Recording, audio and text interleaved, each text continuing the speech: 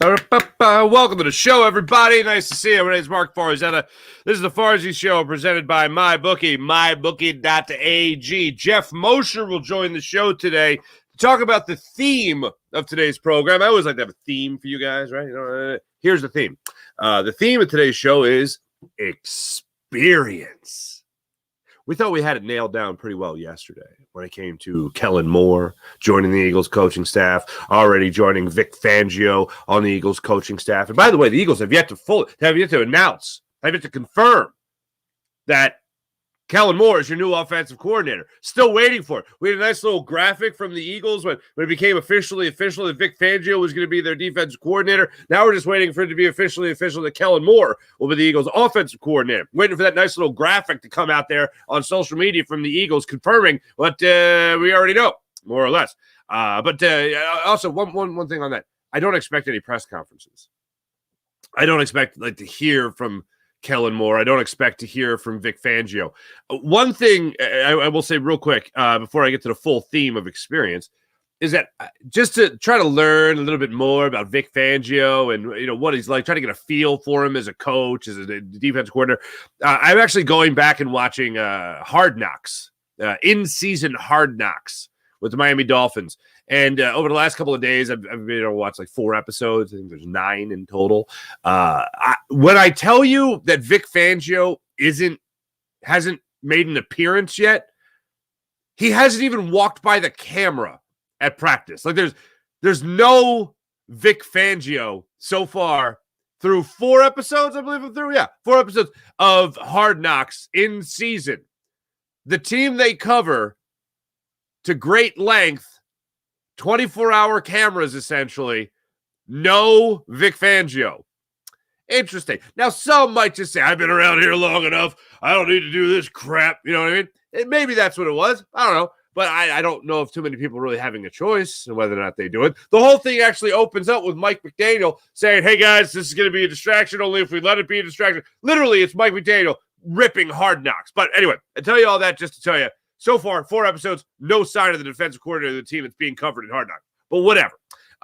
Just a little tidbit. And I'm like, am I really going to watch 9 episodes and not even see Vic Fangio? Because it certainly seems like it's going that direction. But anyway, on the whole thing, a theme here. 5 years as an offensive coordinator for Kellen Moore. 5 years as an offensive coordinator for Kellen Moore. All right. You had 0 for Brian Johnson. All right, so that's 0. Let's keep track of this, okay? Vic Fangio, 20 years as a defensive coordinator. 20 years as a defensive coordinator. All right, so that's 25 years of experience at those positions, those coaching spots, okay? And then it comes out yesterday from Tom Pelissero of NFL.com. Eagles are expected to hire Seahawks defensive coordinator Clint Hurt. Look at the size of this man, ladies and gentlemen, as their defensive line coach, per sources. Sweeping staff changes continue under Nick Sirianni, who is expected to hire one of Hurt's assistants in Seattle, Carl Scott, to be the defensive backs coach. All right, first off, look at the size of that man again. Oh, my God. He is going to be, apparently, your new defensive line coach. He has 2 years of experience as defensive coordinator with the Seattle Seahawks, a franchise he spent 7 years with. He coached the defensive line. He coached linebackers. And most recently, over the last 2 seasons, he was the defensive coordinator. So it's 2 years of experience in that position. Your D-line coach now has 1 more year of experience as your defensive coordinator last year, who you hired. Again, the key word is experience. So now you have 25 with your offensive and defensive coordinator, and you have 2 years as a defensive coordinator as your defensive line coach. They are surrounding Nick Sirianni with experience. The theme of the day. You know what else they're doing? They're making it a hell of a lot easier for Nick Sirianni to be that CEO-type coach that we talk so much about. This really, really is amazing to me. To watch Nick Sirianni's career start off hot, and I'm not talking about wins and losses, I'm talking about responsibility. Heavy workload. Guys never a play caller in the NFL. Maybe called some plays with Frank Reich, but wasn't really there to call plays. He obviously had an offensive-minded head coach. He comes in here, and he's like, I'm going to call plays. He calls plays for like 4 weeks, apparently, 5 weeks at tops. And then he hands that over to Shane Steichen. They end up rallying the troops. Everything ends up going great. They end up making the playoffs in the first year. Next year, it's all Shane Steichen. Shane Steichen's going to do everything. Everything's going to be great with Shane Steichen. Shane Steichen's great. I'm going to do game plan. Shane Steichen's going to be calling the plays. Okay, fine. We know that as an offensive-minded head coach, Nick Sirianni is coming in here to do the game plan. They go to the Super Bowl. Jalen Hurts, MVP candidate. Oh, it's great. And then the following year, not so great. No Shane Steichen. Jonathan Gannon's not here. Also, he's gone too. You make that whatever you want. And then the Eagles, of course, have the implosion where it seemed like all this inexperience might have caught up with them at the end of the season. And then we have what we saw at the end of this year. So the Eagles now go a totally different direction.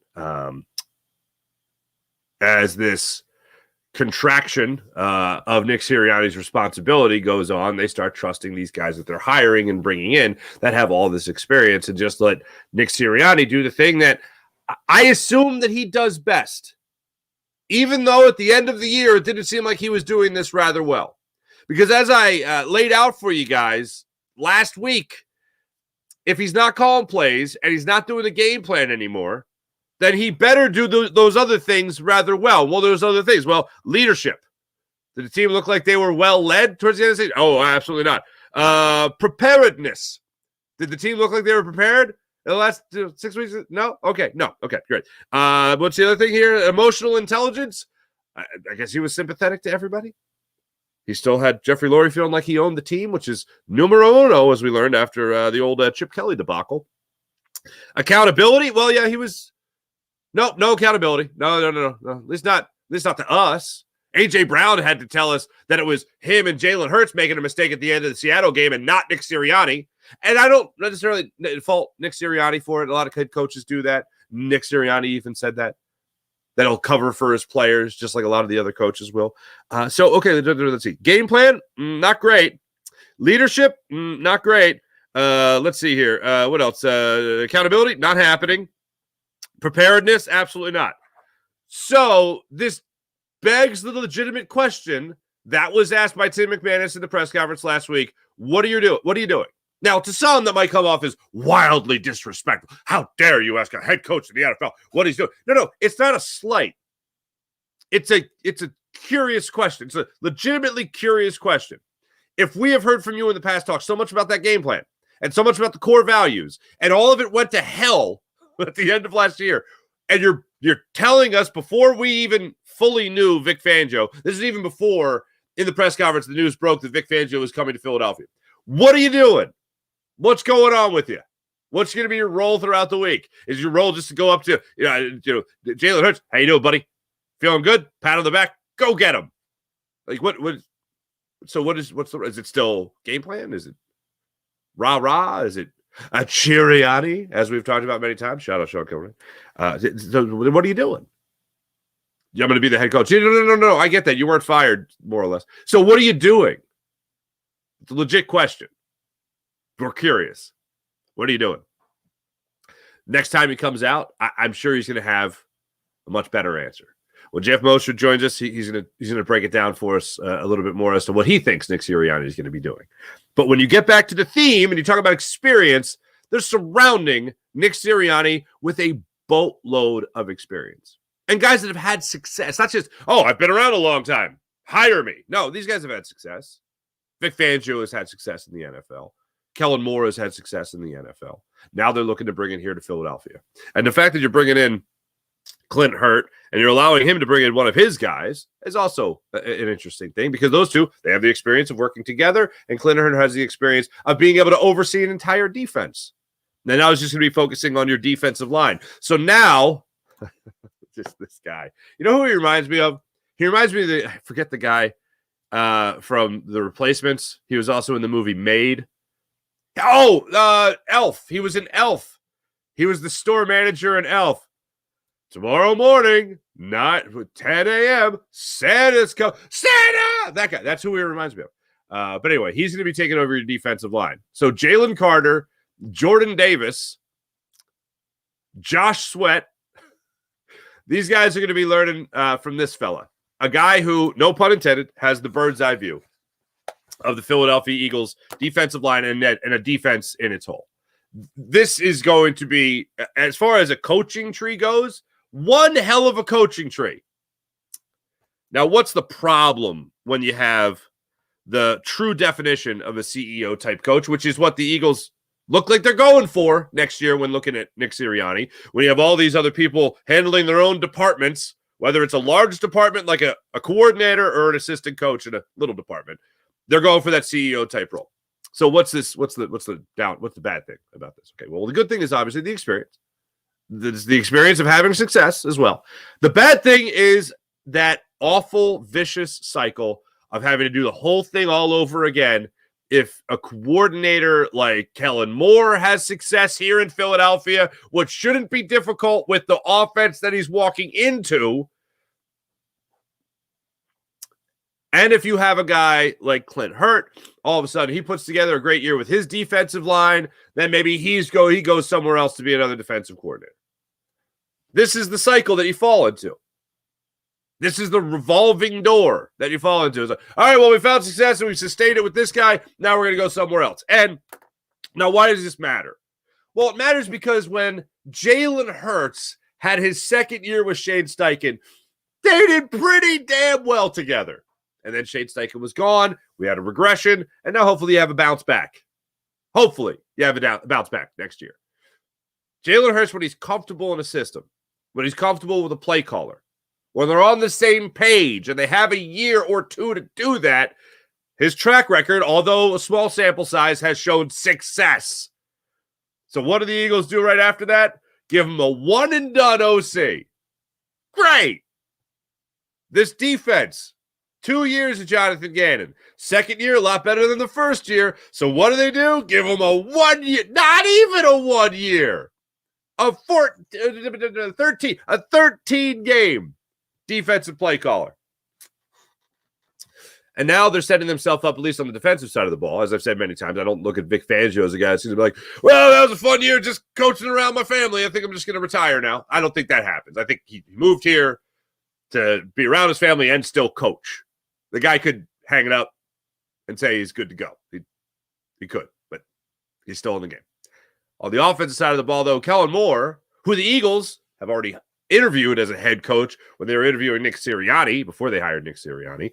This guy's going to get head coaching interviews with the fruit that is going to be bore from this Eagles offense this year. Because I do think this Eagles offense is going to have a bounce back here. And if you're going to be, a high-flying offense and all that stuff Kellen Moore's supposed to be, he's going to get more head coaching interviews around the league. And then the revolving door starts again. To me, it doesn't seem like the ultimate recipe for success. But nonetheless, here we are. The thing that sucks is that a week from Sunday is going to be the Super Bowl. So we got the 2 weeks here, right? We're not even in the off season yet. Of course, we're in the off season when it comes to the Eagles, unfortunately. But when it comes to everything else, we got a long way to go to see if any of this works out. I will say this. Vic Fangio, good hire. Kellen Moher, good hire. Bringing in more experience with Clint Hurt, good hire. The Eagles, so far, have made some pretty damn good hires in their personal offseason. It has me very much looking forward to see what they do the draft, what they do in free agency, who they bring back, who they sign to longer term contracts and all that stuff. It has me very curious, to say the absolute least. This could have gone a totally different direction. They could have doubled down on the idea of bringing in people that weren't going to, compete for authority with Nick Sirianni, the way Vic Fangio is going to, the way Kellen Moher is going to. This is something that I find very interesting. They really are putting Nick Sirianni in that role of, we're depending on your leadership. We're depending on your own experience as a head coach, which is obviously all here in Philadelphia. We're depending on your ability to coach up some of the younger coaches on the staff. And we're depending on your ability to keep a locker room tight. Well, that's just not with players. That's what the new coaches taking over, the new coordinators taking over. They are counting on, and this is the wildest thing to say, but this is what I truly believe, and if you just put the evidence together, this is what the Eagles are doing. The Eagles are truly looking at Nick Sirianni to be that emotionally intelligent guy that they were going after they moved on from Chip Kelly. That's what they brought in with Doug Peterson, and that's what they brought in with Nick Sirianni. Keep it one big kumbaya happy place. And keep everybody focused on football. Nick Sirianni, you talk about it a lot. I talk about it a lot when it comes to the coordinators and the CEO. But really what it comes down to is the players, coordinators and coaches, Howie and Geoff. That's what he's working with here. It's not just Nick Sirianni, the CEO of Kellen Moore and Vic Fangio. It's Nick Sirianni, the CEO of the players and coaches, working in conjunction with, very important, Jeffrey Lurie and Howie Roseman and all their influence. That's what ultimately I think the Eagles are after. That's what they like.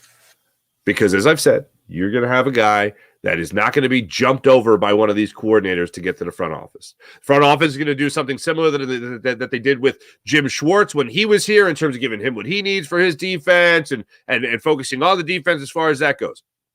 But when it comes to the offense, you're not going to have Kellen Moore jump over Nick Sirianni for Jeffrey Lurie and Howie Roseman. That ain't happening. You know what's going to happen? Nick Sirianni's going to know how to take it to the brass.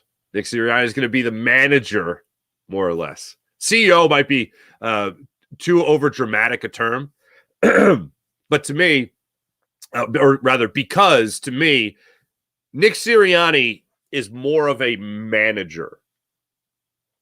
When we look at baseball, we always talk about how he's not a coach, he's a manager. Rob Thompson's not a coach, he's a manager. And that's the way it is in baseball. I have a huge baseball skipper manager feel with Nick Sirianni than I do CEO. CEO sounds like it's got way too much power, way too much authority. He should be that CEO type who's going to delegate. It sounds more like a manager to me. Hey, Skip, I got a problem with my swing. Hey, go see the hitting coach.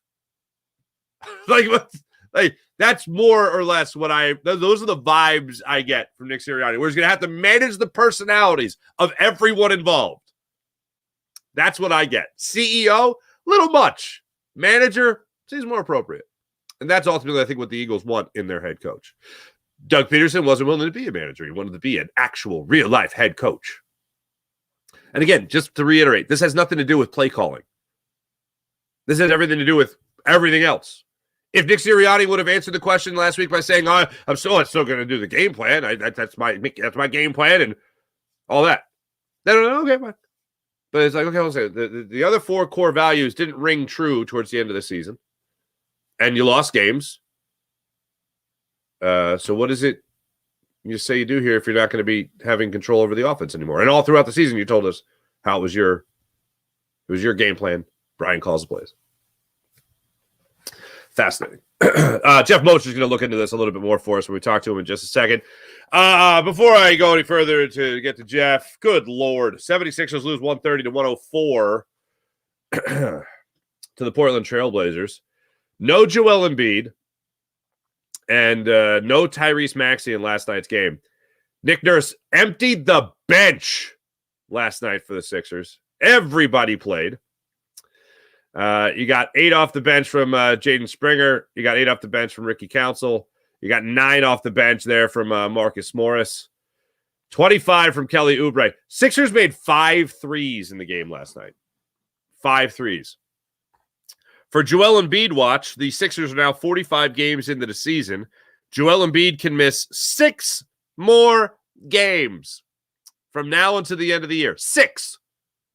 If he misses 6 games, he's right on the dot when it comes to qualifying for the MVP award.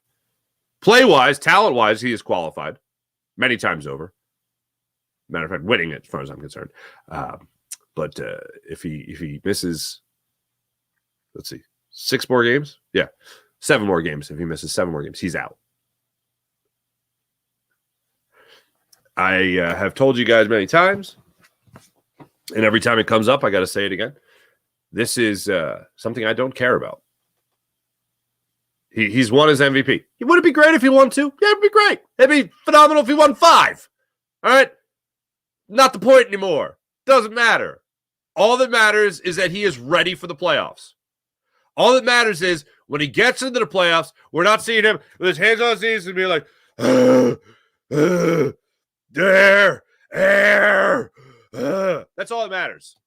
That and my knee hurts. No, I don't want him doing that. I want him rested. Want him ready to go for the playoffs. That's it.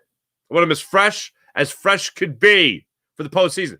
All that matters when it comes to Joel Embiid. It's all that matters when it comes to the 76ers. And Tyrese Maxey continuing to improve. That's it. That's all that matters this year. That's what I want to see. That's what I need to see. Everything else is garnish. That's it. I want the steak. Okay? I don't need the little piece of parsley put on top. You know what I mean? I don't need that. I just need the steak. That's it. Just give me the steak. Nice juicy steak. Nice Pinot Noir. You know what I'm saying? That's what I need. I don't need the garnish. That's what the MVP award is right now. Joel Embiid has already put it in his back pocket, and then very much underwhelmed in the postseason.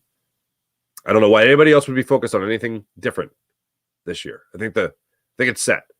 Can we marvel at a 70 piece? Hell yeah, we can marvel at that. We can enjoy it. It's still part of the entertainment. But when it comes to the postseason, that's all that matters. The regular season, yeah, fun, yeah, woohoo. Everything else, all right, cool. Let's get to the postseason. Let me tell you about the great people at the Game Time app. Ladies and gentlemen, check out the Game Time app. You want to go to the game? You want to go to the event? You want to go to the concert? Check out the Game Time app and all they have to offer at the Game Time app, ladies and gentlemen. If you want to go to those big events, download the Game Time app to your phone. You create an account. You use promo code Farzy, and you get $20 off your first purchase at the Game Time app. Last-minute ticket deals, flash ticket deals, also ticket deals up to an hour after the event starts. So you might miss the opening act. You're still in there for the headliner, ladies and gentlemen, with ultimate savings at the Game Time app. So download the Game Time app to your phone. And how about this? If you find tickets in the same section and same row on another site or app for less money, the Game Time app will get you back at 110% of the difference. Now, that's a deal. So download the Game Time app to your phone. Use promo code Farzy and take advantage of all they have to offer at the Game Time app. Ladies and gentlemen, it is with great pride and pleasure we introduce a great friend of the show. Guy's been on many times from Inside the Birds. Quite frankly, he needs no introduction, but I give him one anyway. Ladies and gentlemen, the great Geoff Mosher.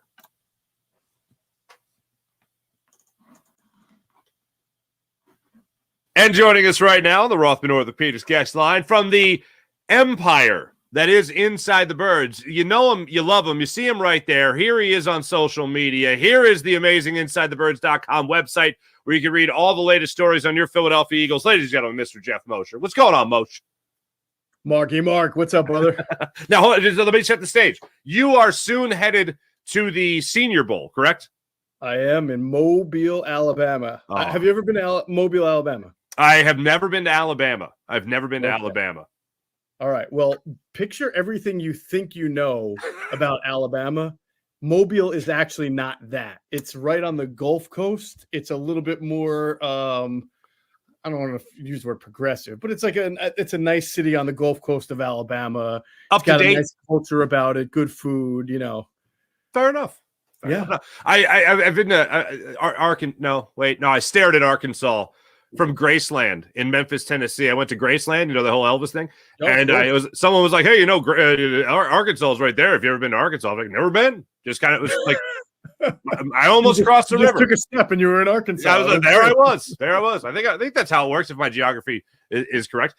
So Mosh, I just real quick, thumbs up, thumbs down. I want to go through the 2 coordinator hires. Let's start with Vic Fangio. Okay, so let's go back a couple of days here.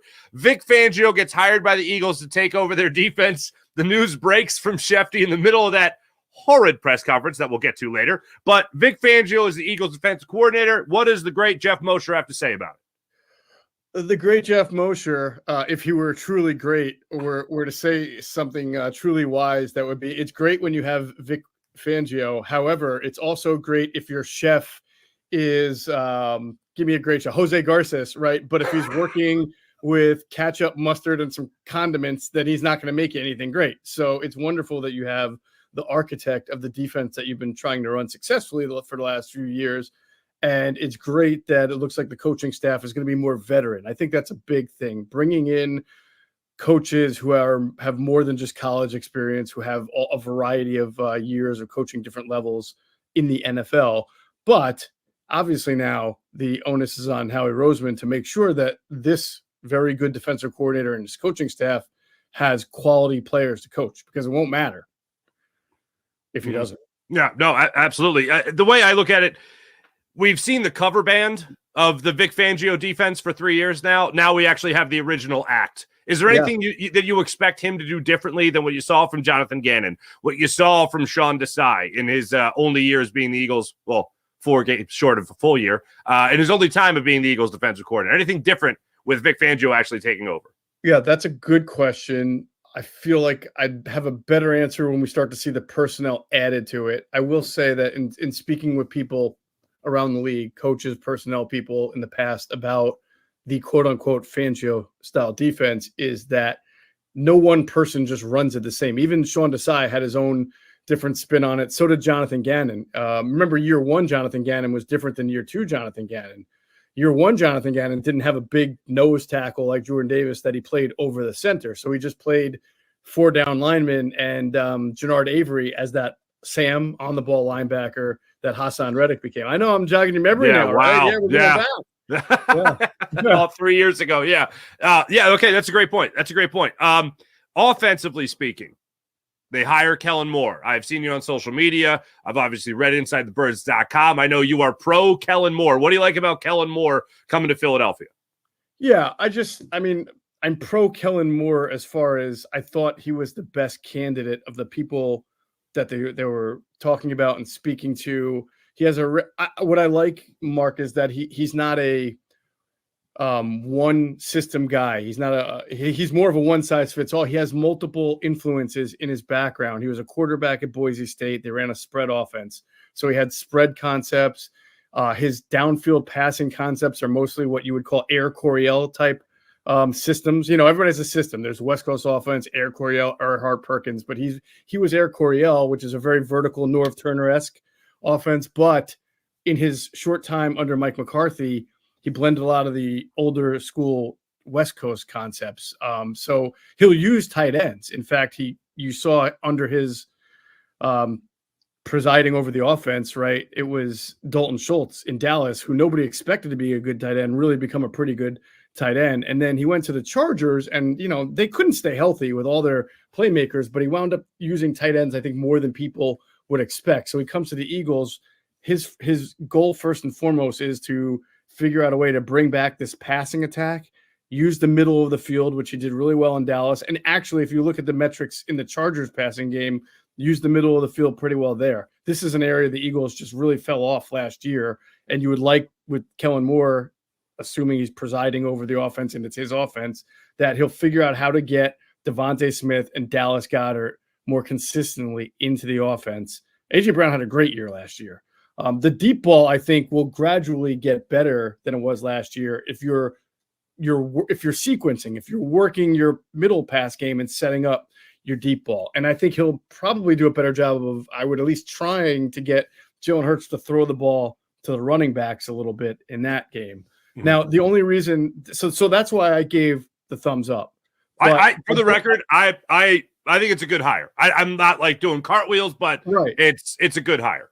It's a good hire. The only thing I'll stop there and say there are downsides or there are question marks to what he does is very antithetical to what Nick Sirianni did. I mean, he uses a lot of motion. Nick Sirianni was not a guy using a lot of motion. So you worry about a little knocking of the heads there, even though it's supposed to be Kellen Moore's offense, right? Also, we don't know how Jalen Hurts feels about motion. And one thing, I've talked with Bill Polian a lot, and he's told me, Adam Kaplan, other people too, is that Peyton Manning hated motion. He wanted a clear picture in front of him. He didn't want all this. Peyton Manning and a Kyle Shanahan offense probably would have said, "Get me out of here," right? So that's not his thing. I don't know if it's Jalen Hurts' thing or not. He really hasn't spoken about it, but I also don't think that it's something that they used a lot when he was at Alabama. I'm not sure about Oklahoma. So it may be something that he's not comfortable with. Going under center, same thing. You see that with Kellen Moore. So it's a great, you and I agree that it's a great idea, a good concept, good experience, and could help. But I think we'd be just sort of homers or rubber stampers if we just said this thing's going to work out perfectly. I remember Doug's last year when they rehired Marty Morningweg and they brought in Rich Scangarello from the Shanahan tree and Andrew Briner from the college spread tree, that this was supposed to be sort of an embarrassment of riches of great offensive ideas. And in 2020, we all know what happened. It was terrible. They all clashed. Nothing, Carson regressed to the worst point. So that's where I stopped short of making any predictions. I just think it's a sensible hire, but what happens from here on out, obviously there are a lot of questions that have to be answered. Here's what I go good hire. If you're telling me, first off, I told my audience at least, say, look, don't make the level be, just got to be better than Brian Johnson, because that for the Eagles, even by the Eagles standard, that wasn't difficult. They felt after 1 year they had to move on from him. But not only did you get somebody with 5 years play calling experience, you got a guy who's been with two different teams. He's worked with multiple quarterbacks. He's also had a number one across the board ranked offense under his belt. So if you're telling me you had a guy with that experience and with the numbers to back it up behind him, then you should label it a pretty damn good hire by the Eagles. Yeah, I think that's I think that makes a lot of sense. You have to remember, like, your availability at this time of the year is limited. You can't just hire anybody you want. I'm a little disappointed, although I've become used to it with the Eagles, that with their sweeping changes among the position coaches, that they don't really, in my estimation, do a great job for being a pretty healthy organization of developing young coaches. So you talked about Brian Johnson. I think he got put in a bad spot. It's too bad he can't stay and be some kind of, well, they already have a pass game coordinator. It's just, it's too bad he has to get booted to the curb when it wasn't really all his fault. Mm-hmm. And same thing with Alex Tanney. He was promoted from quality control coach to quarterbacks coach, which was such a huge undertaking for a guy who's not been a coach too long. It would be great if he could stay and be the assistant quarterbacks coach to whoever they hire as quarterbacks coach, because that enables you to develop a guy that you really like. They liked Alex Tanney. People who are around Alex Tanney tell you he's bright. He was so valuable as a projects guy 2 years ago when he was in charge of quality control. But, the Eagles are so get everybody out of here, get all these new people in, that they don't really allow that kind of young development all the time. They do sometimes, just not enough. I mean, we joked a couple of years ago how they had a different wide receiver coach every year for 5 or 6 straight years. I mean, it was crazy. Yeah. So that's my sort of pet peeve with the organization, is that they just clean house too much. And I think they cast away some guys who might be pretty good without putting them in the right roles first. Mm-hmm. The guy I always go back to when it comes to the quality control was Press Taylor. I remember going up to Press Taylor and the Chip Kelly coaching staff, and it just had a little the quality control guy had a little sign, hey, come talk to him during meet the coaches day. Yeah. And I go up to him and I go, hey man, and this is before I hit record, we were talking about the movie Office Space, and I literally went up to him and I just said, hey man, there was nobody at his table. And I just said, I am really curious, and I mean no disrespect. What is it you do here? I'm not exactly sure what a quality control coach. And he was so excited to answer that question. He was a really nice dude. And he was like, I make sure that the tapes are queued up. I make sure all our software is ready to go and all this and all that. The scouting reports are in place for everyone else to break them down. And I'm like, okay, all right, that's pretty much what I thought. Great, thank you. And it couldn't have been nicer. But now the guy's an offensive coordinator in the NFL. Yeah. Yeah, go figure. Go figure. By the way, a major source of consternation for the Eagles a couple of years ago, because this is the guy that Doug pounded the table for and then got fired over. So that really brought the conversation to a fold. But I'll bring it back to 2020. The Eagles had a terrible year, and again, their linebacker, they had bad linebacker play because they're the Eagles, right? Ken Flajole gets fired. Got to get rid of Ken Flajole. He's a problem. Matt Burke was the defensive line coach. Jim Schwartz, the defensive coordinator, right? Matt Burke was the defensive coordinator for the Texans this year. They did pretty good. Ken Flajole is now the inside linebackers coach for the Chiefs. Have you been seeing Nick Bolton? And when Willie Gailey's healthy, how well and Drew Tranquil, who comes in and plays this kind of hybrid spot, he's obviously not a terrible coach. they're coaching on playoff teams right now, but the Eagles just always feel the need to just, they put a guy in a bad position and then they blame that guy and then he's gone. Right. A lot of this is personnel related as well. All right, so let's look at these coordinators now from the bird's eye view, no pun intended. When it comes to Kellen Moore and it comes to Vic Fangio, the thing that jumps out is experience. And if you're going to have a CEO-type coach and Nick Sirianni, then you got to have the guys around him at least have the experience. If he's going to be more hands-off than ever this coming season, then those guys better have that type of experience. So for lack of a better way to put it, the question came up point blank at the press conference with Nick Sirianni. Is Nick Sirianni still doing the game plan? What if this is the control of the offensive coordinator and the defensive coordinator is going to, obviously, with all his experience, run the defense? What's Nick Sirianni doing for the Philadelphia Eagles? What physically? Like, I know his title, but what is his job throughout the week? I'm a people person. Because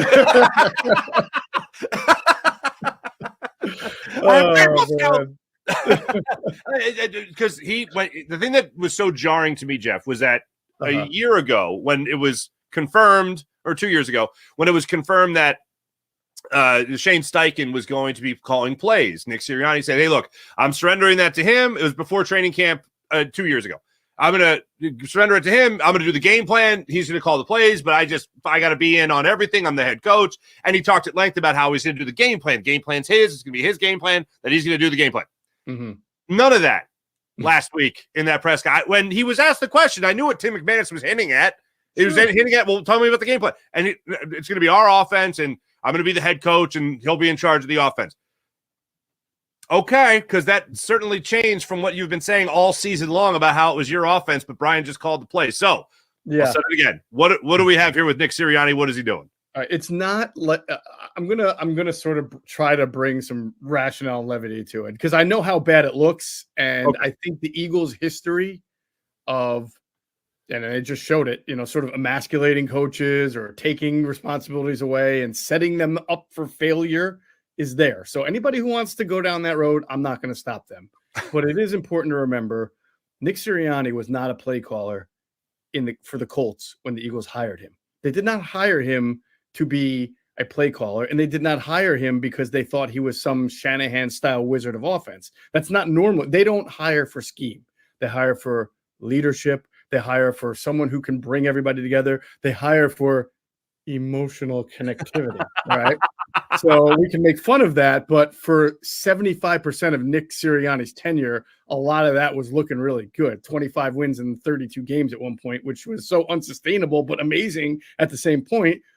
So that's important to remember. And then the other thing is there are other CEO head coaches. Pete Carroll was one for a while. The guy who won 2 Super Bowls for the Giants was a CEO head coach. John Harbaugh. John Harbaugh is a CEO head coach. So it's not like he's the only guy in the league. Most of them do have a specialty, and most of them do have their fingerprints. I think the whole offensive thing and defensive thing, you wonder because he's hired such strong personalities, right? But you know what? Baltimore, you just mentioned Todd Monken had been an offensive coordinator before, pretty strong personality there. Same thing with Mike McDonald, their defensive coordinator, that they might lose. It's his job to coach his coaches. It's his job to coach his players when they screw up. It's his job to pull them through when there are adverse times, which he did not do a very good job over the second part of the year, but did a good job of it through most of his tenure, and especially his first year when he switched things around and rallied them to the playoffs. So is he on the hot seat, Mark? 100% he is. Is there legitimate questions about what his role is and how he'll be able to exert his leadership when he doesn't really have the fingerprints on it? True that. I'm not going to stop anybody from saying that, but I'm also going to tell you, like, it's unfair to be like, you do nothing here, right? Because there are people who do that same type of role in the NFL. Yeah, and you're right. It is easy to go down that road, but it's a legitimate question. Like, we're curious, like because throughout the year, my offense, Brian calls plays. And then 3 different times during the press conference, he's like, everybody's sharing the offense now. Like, that's kind of how it came off. But all right, so Kellen Moore and Vic Fangio being here with all that experience, all that's great. Nick Sirianni here for leadership and rally the troops and all that fun stuff. But one of the things that's really fascinating for me is I think Vic Fangio at 65 years old isn't coming here just to be close to his family. He still wants to coach. He still wants to have his hands on it. He's not coming here to be a pushover. So when it comes to Kellen Moore, and this is my problem when we were trying to assert blame for the downfall of this season, do you blame Jalen Hurts for just regressing? It's all his fault because he can't play, which I didn't, but I'm just saying. Nick Sirianni for his game plan, Brian Johnson for his game planning, and then number 4, Jeffrey Lurie in the analytic department making sure that they had their fingerprints on this somehow. So with all these cooks in the kitchen, how does it work for Kellen Moore? How does he become one of those cooks, and not just a cook, but head chef in the kitchen? Well, I think unless we're all being duped, right? I think Nick Sirianni has already fallen on that sword and told you that it's not his offense, it's Kellen Moore's offense. Okay. So if you're asking me, does Kellen Moore need permission to run motion from a head coach who didn't like run motion? I don't sense that. And I also sense that Jeffrey Lurie and Howie Roseman are part of this decision that you're bringing in a play caller to call the play. So if Nick Sirianni starts standing in the way of the play caller, that's probably not going to reflect well on Nick. So I think Nick can sort of write his own ticket here if he's really good at being there for his players and being a coach. I'm not just talking about being a rah-rah guy. I thought one of his strengths was in his first 2 training camps was, especially watching him during training camp, was coaching his coaches. And when his players were not doing something right, which he still can do this, he's a wide receiver by trade. So when receivers aren't running routes correctly, he would get in their face. When Kenneth Gainwell had a few bad practices, he was there. I mean, he can still do that. The offensive coordinator can't be like, no, you're not allowed to yell at my guy. I think Kellen Moore is smart enough to know that. He's worked for Mike McCarthy. Worked for Brandon. He knows what it's like to have somebody above you coaching, Jason Garrett. So I don't see him as someone who's basically going to, emasculate Nick like the rest of everybody else has. He's happy that he has a job, and let's face it, Kellen Moore probably views this as a springboard as well. But he also knows that if stuff goes south, then he's probably going to be out of a job. That was the risk he took. It's a great offense to just step into, right? Absolutely. It had to be like a strange decision for him. Like, I can step into this offense and we can do great things from day one. How many opportunities can I say that for? However, you just never know how many anything goes down south. Everybody's probably going to be fired at the end of the year. And that could be me too. Right. No, I agree entirely. So let's go on the side of this goes well. Let's be the typical optimistic Eagles people that we can be. Okay. All right. Last thing for you, Geoff. It seems like a vicious cycle because Nick Sirianni is here. All right, you have Vic Fangio for however long. Let's say everything goes right with the offense. You win a couple playoff games, and all of a sudden you're looking at an offense coordinator getting poached again, and then we're back to square one. So this seems like, again, a vicious cycle that the Eagles have put themselves in, does it not? Yes and no. So the no part of that is let's see what they do with the offensive coaching staff. We believe that Doug Nussmeier, the guy who will come over and be quarterback's coach, who has been his quarterback's coach in LA and Dallas, experienced guy, could be ready for that step. It wouldn't be like Brian Johnson, who, basically had it third year into his Eagles career here. And let's see what they do if there are other positions, whether it's wide receiver, running back, I don't know what's going to happen. But I mean, I'm not saying it can't be in that position. If you lose him, you're going to have to replace him. It's a bridge we'll cross when we get there. But I think that maybe this time you see it with defense. They're bringing in veteran coaches at linebacker, at secondary, defensive line, right? So they're arming themselves with at least a candidate.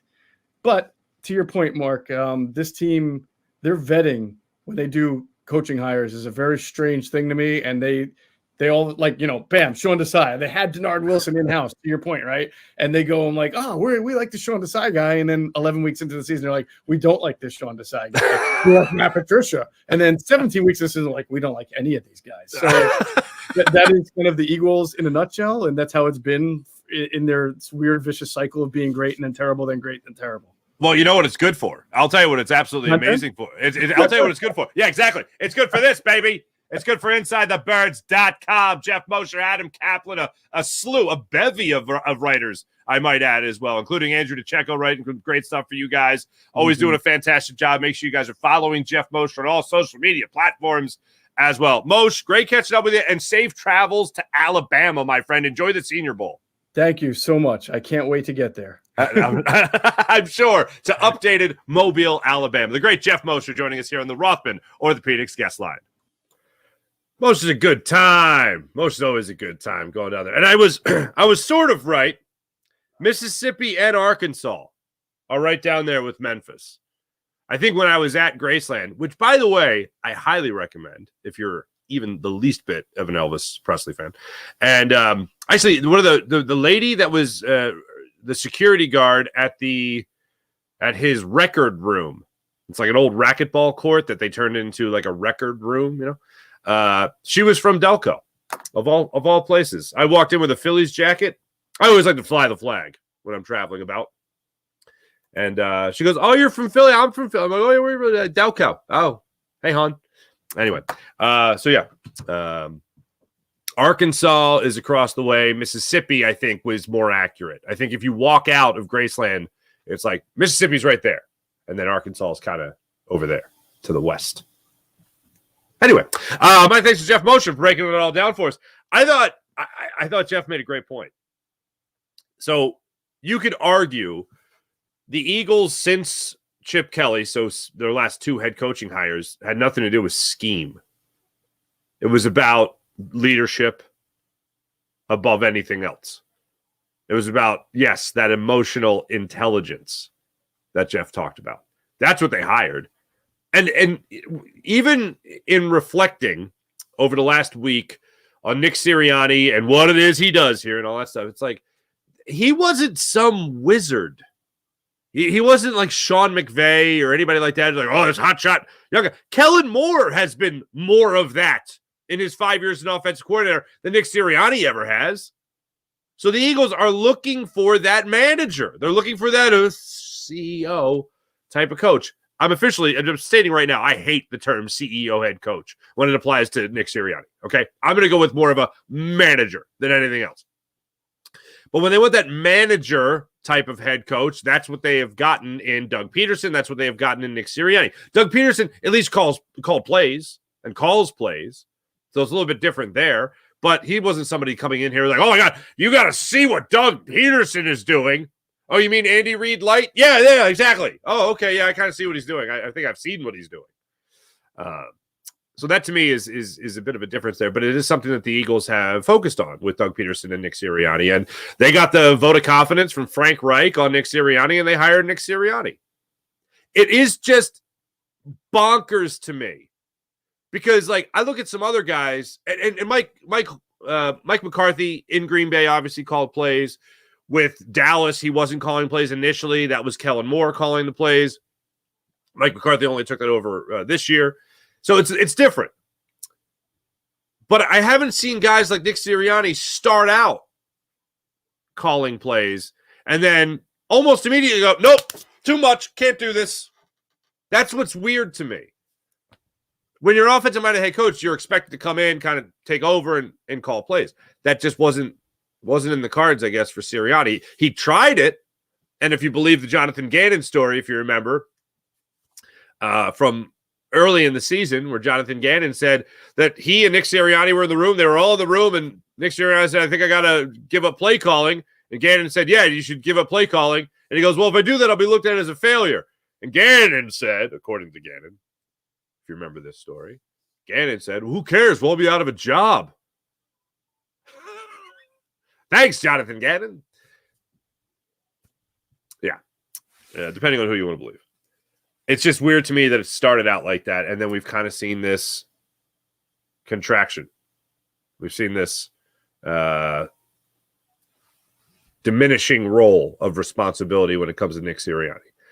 That is what I find so fascinating about this whole thing. That's what I find different than Harbaugh, McCarthy, even Dan Campbell. It's hard to argue with right now. We just played an NFC Championship game, but that's the way he likes to oversee things. And plus, we had the behind the scenes look.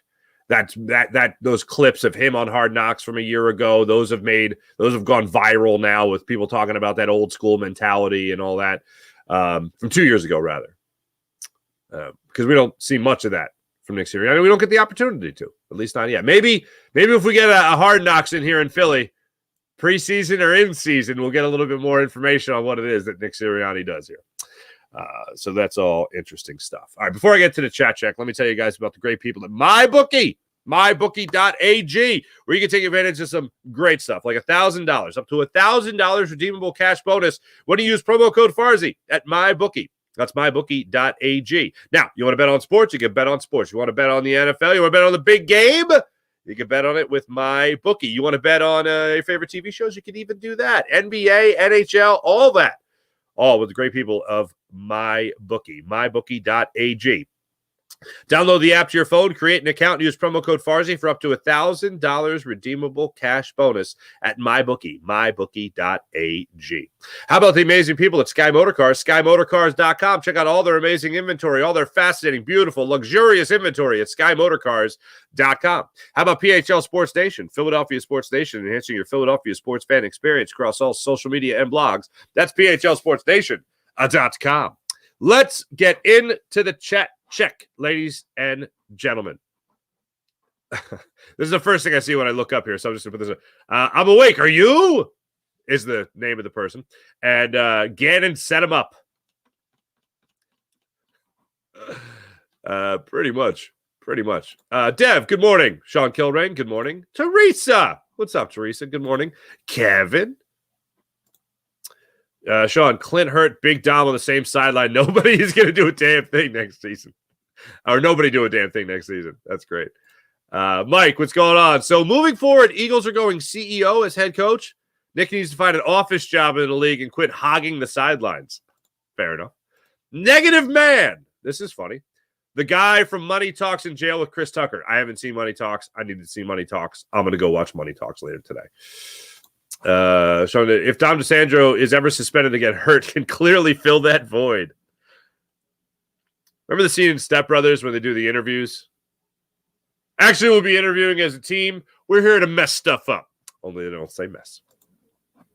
Sean Risco, another Sean. What's going on? Days of Thunder 2024 for Philly. Okay.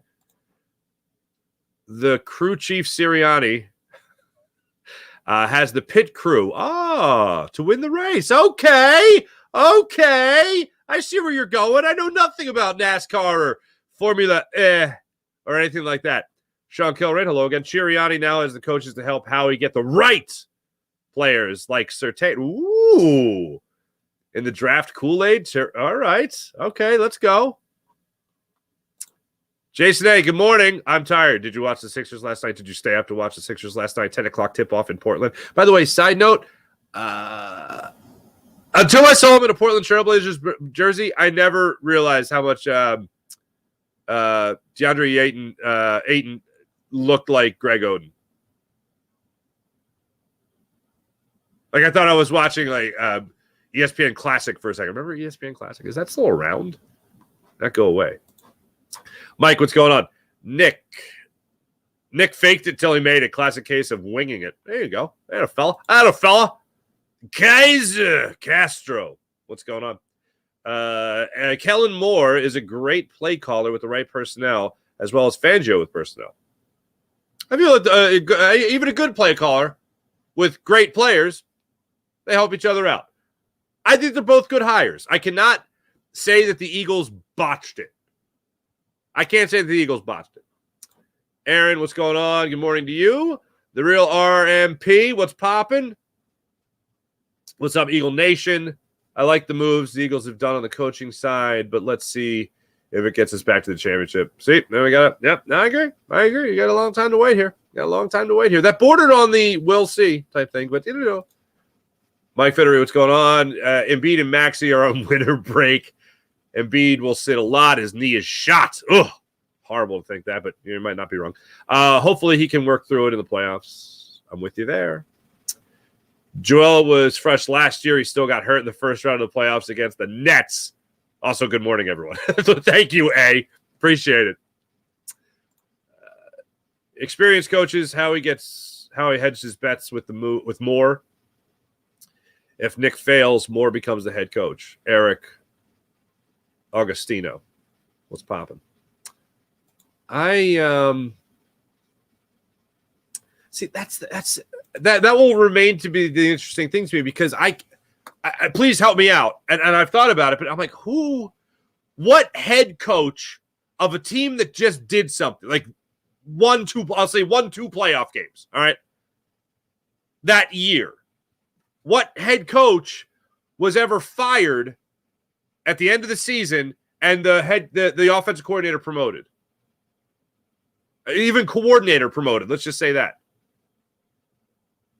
I can't think of too many instances where that's happened. In season, it's happened. Interim coaches take over. Now they're the head coach. Antonio Pierce right now with the Raiders. Perfect example. I can't think of a guy that has just taken over. Oh, great season, everybody. Head coach, you're fired. Offensive coordinator, you're now the head coach. I can't think of too many examples of that. I can't think of any right now. I've tried to think of them over the last week. Can't think of anyone. Jeremy, what's popping? Good morning. What's up, buddy? What a difference a year makes. Eagles have experienced coordinators and assistants. Maybe now we can finally develop young players. Jeremy, I would love it to see it. Paul Mancini, what's going on, man? Offensive coordinator Kellen Moore has worked with only pocket quarterbacks, so it'll be interesting on how Moore incorporates Hurts' mobility in his offense, as Hurts is not a natural pocket quarterback. Fair. I don't think of Dak Prescott as a statue, and I don't think of Justin Herbert as a statue. Dak, I would definitely put in more of the mobile category, but you're not drawing up a bunch of quarterback draws for those guys, Paul, if that's what you're getting at here. A couple free agents that Fangio may want the Eagles to pursue. Oh, Van Ginkel. Wait, from Miami? Jerome Baker from the Dolphins, safety Brandon Jones. Yeah, okay. Maybe. Love to see it. Brian Burns of the Panthers. 20-plus sacks over the last 2 years, off the top of my head. Yeah, I wouldn't mind seeing that. Shooter McGavin. They're going to pay Burns and Reddick. What about the rest of the team? Oh, if they're going to pay, yeah. Shooter, I don't know if I ever told you about the time I got to interview the great Christopher McDonald. No big deal. I don't like to brag. Reddick may have to go to sign Burns. Reddick is due. Well, they have the out after this year. If not, what's Reddick due? $14 million in base salary. Wah, wah. Yeah, I don't know if that's happening. Paul's saying Cox and Graham made an approximate $16 million combined. Really? Is that all? Wasn't Fletcher Cox at like $14 million? Gross. I think Brandon Graham's back. I think Brandon Graham will play for the veteran minimum. I think he just wants to play one more year. I think he wants the victory tour. I think he looks around and goes, there's young guys here. I don't need to do much. You guys just like me being here. So I like being here. And I still got the high motor, good leader. Yeah, I think it's possible he comes back. And how about the comments from Jason Kelsey? I'm going to reach out to Olivia Reiner again and see if we can get her back on the show, because she apparently caught up with Jason Kelsey down in Balmer and was like, hey, so what about next year? And Jason Kelsey was like, yeah, about next year. I just want to be involved in some capacity. That's what I know. I think it's important to highlight the relationship between Connor Barwin, who has stayed with the team, and Jason Kelsey. Those two are boys. Jason Kelsey wants to stay involved. For my confidence level of him coming back next year as a player, it takes a little bit of a hit to see that he's already kind of weighing his options beyond, I got this podcast, I got this family, I got this mansion I want to build. The idea of him entertaining like assistant general manager or something like that, assistant to the director of player personnel, whatever, to have him that rolling around in his brain, that makes me think, well, he could still be around it, because that's in the game. And these players, a lot of them, they need a little taste of the game.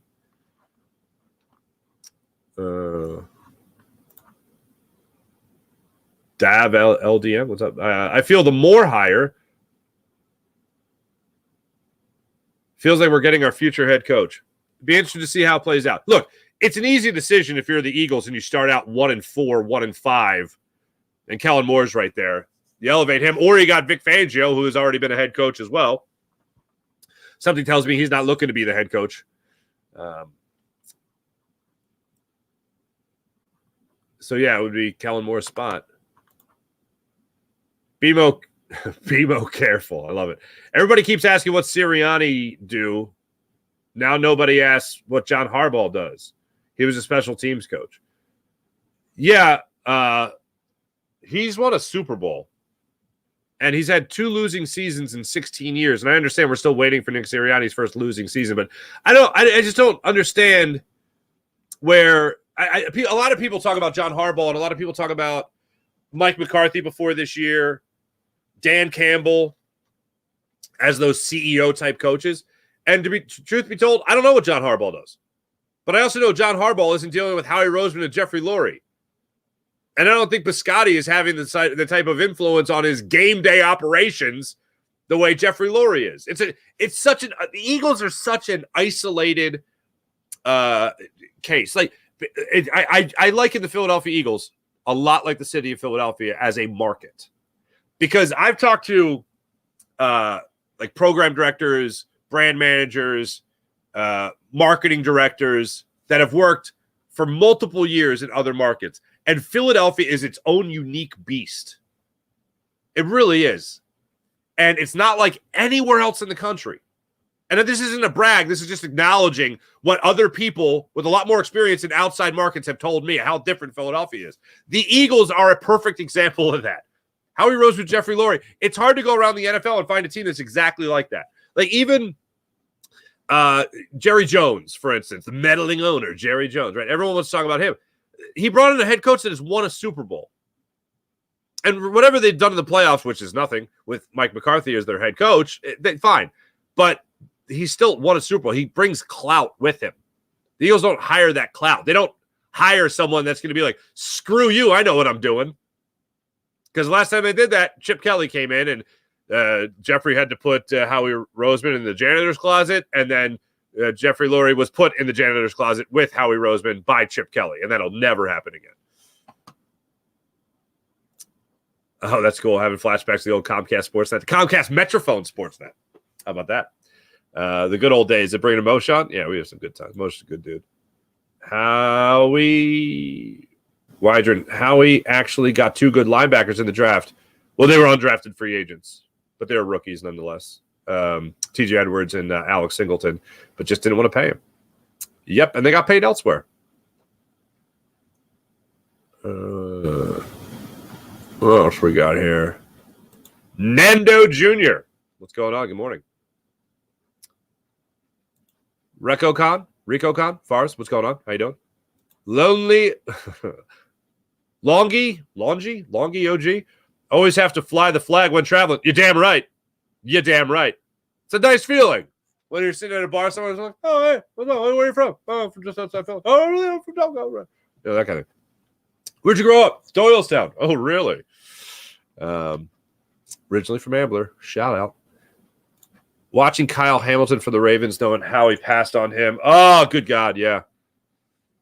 One trick pony, Jordan Davis. Ugh.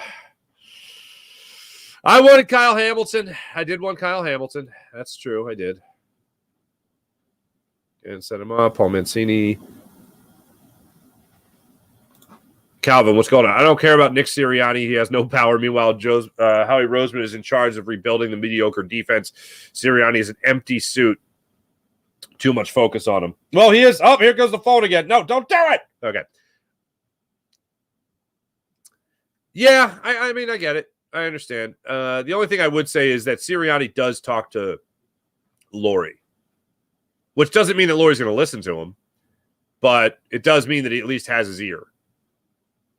The empty suit thing I get, but he's still having conversations with the owner. So is Sirianni. He's staying? Yes, he's staying. Who's my pick for the Super Bowl? How do you pick against the Chiefs?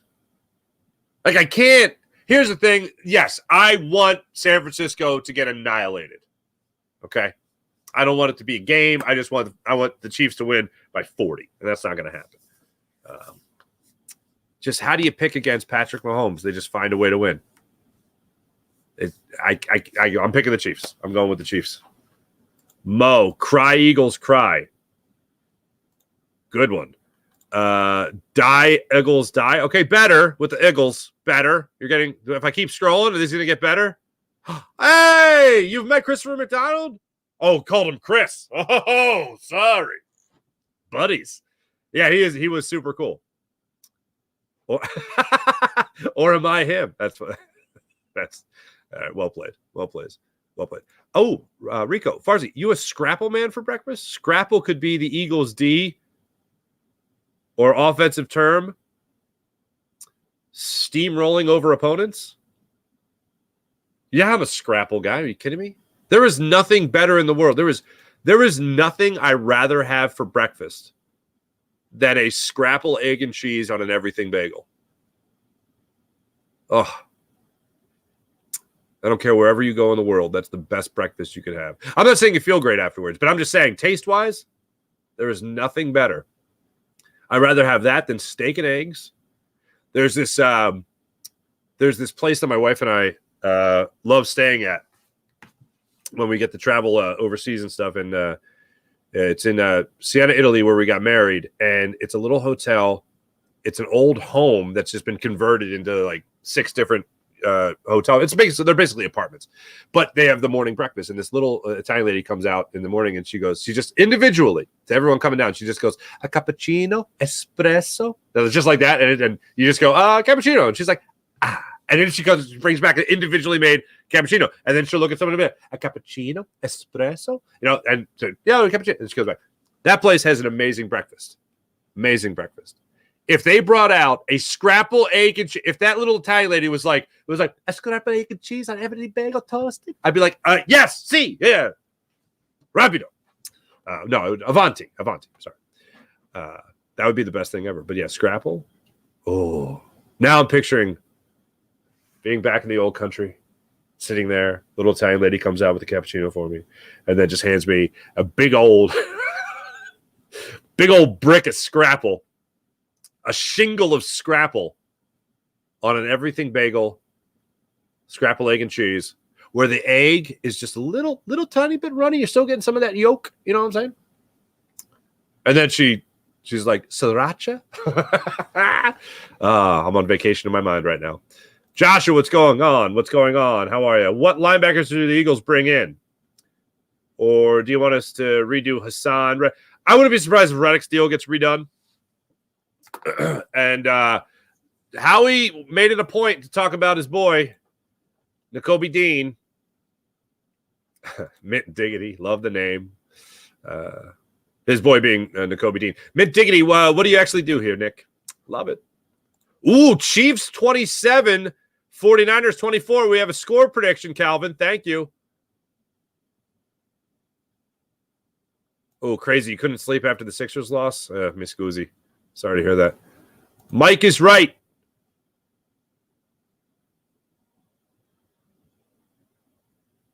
I'm not pick other team. Just hope for a good game. Best of luck to both. Who are you? Rob Lowe? I just hope both teams really have fun. Oh, scrapple egg and cheese and a long roll. Sean, okay. I can do that. Sean Gillespie. Avante Maddox hasn't been the same since he ate Scrapple on the show. He did like it.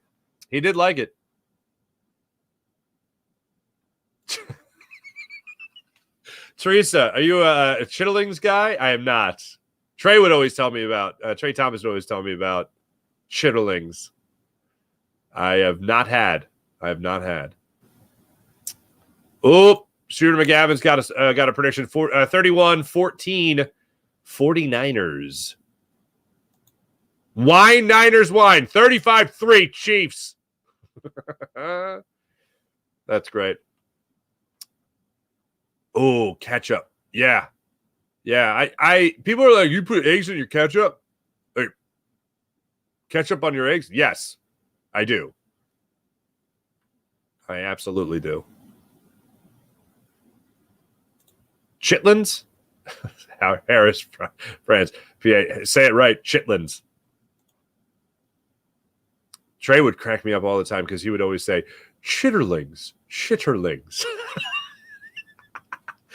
What do you hear, N'Kobe Dean? Well, N'Kobe Dean, just what everyone else heard is that he's going to be back with a vengeance, baby. Nailed it. Thank you, Harris. I appreciate that very much. Jonathan Harvey, what do you got?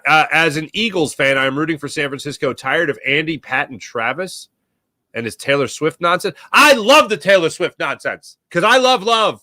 I want them to be happy. I just saw like one of my all-time idols, one of my all-time heroes in the entertainment business. David Letterman came out recently, and he was like, it's a beautiful thing. You be nice. Actually, he probably said, you got any love? That's probably what he said.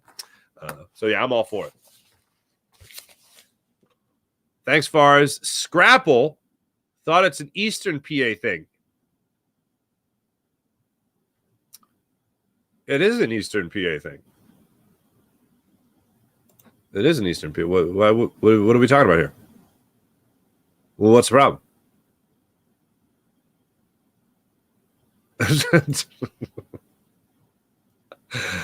Oh, all right. We're all having fun here. All right. Thanks, everybody in the chat. You guys are wonderful, as per usual. Let's get to the morning rush brought to you by Sky Motorcars, SkyMotorcars.com. 76ers are going to try to bounce back from their disappointing 130 to a 104 loss to the Portland Trailblazers last night.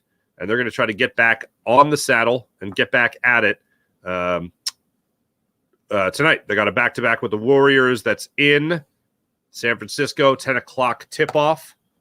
Again, I would doubt Joel Embiid's going to play in that game on the back-to-back. Maybe you'll get Maxey back. I don't know. We'll see. But it's 10 o'clock tip-off on the back-to-back. Sixers are going to try to lose or try to avoid losing their fourth straight game. Flyers are still on the break. One thing that has come up, and I saw it in the chat a little bit here, Andy Reid was done here in Philadelphia. We didn't run Andy Reid out of town. Andy Reid wasn't here for like 1, 2, 3, or 4 years and have a little bit of success, and then he got fired. He was here for 14 freaking seasons. It was time to go. Every once in a while, I do a hit in Kansas City, a radio hit in Kansas City. And they'll talk about Andy Reid, and somebody, one of the co-hosts, whatever, they'll be like, well, you guys ran Andy Reid out of town. My impression of every other radio host outside Philadelphia. Yeah, you guys ran Andy Reid out of town. And I'm like, we didn't even brisk walk him out of town. We didn't even power walk him out of town. 14 years, man. 14 years he was here in Philadelphia. Couldn't get over the hump of the NFC Championship game, winning the Super Bowl. At some point, you got to move on. He moved on. I don't know if Andy Reid would have ever had the success here in Philadelphia. Oh, well, did he have Patrick Mahomes? Obviously, people could jump to that. Would he have Travis Kelce? Obviously, people could jump to that. Andy Reid is not the exact same coach he was in Kansas or here as he is in Kansas City. He took the life experiences of Philadelphia, learned from them, and became better in KC. Delegated a lot more. Eric Bieniemy. One of the things that did jump out to me, this was pretty cool, watching the in-season Hard Knocks of the Dolphins. I'm looking for Vic Fangio. Can't find him anywhere. But you know what I do see? I see the Dolphins play the Commanders, and Eric Bieniemy, for as hard-ass a coach as he's supposed to be, Tyreek Hill makes it a point to go over to him and, like, dab him up and show the love. That was cool. But that is an example of Andy Reid with a little bit more of that delegation. Trusting the guys around him. Being a little bit more of that CEO-type coach than he ever was here in Philadelphia. CEO in types of, like, he did everything pretty much. Pretty wild.